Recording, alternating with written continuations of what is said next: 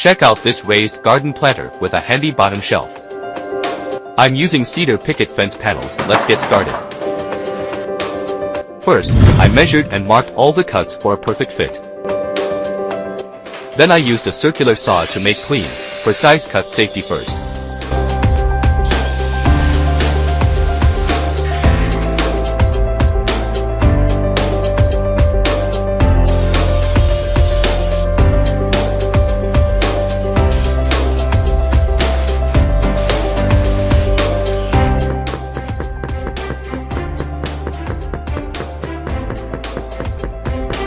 After that, I quickly sanded everything down to remove splitters and smooth the surface. Time to assemble the frame.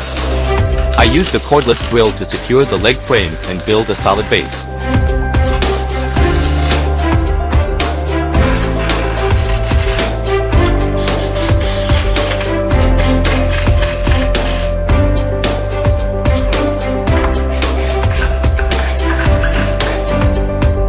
Then I switched to a cordless nail gun to fasten the slats.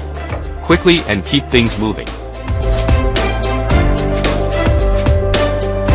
From there, the planter really started coming together piece by piece. The frame is done, and you can already see how it's going to look. And here it is, our finished raised planter, perfect for flowers or vegetables.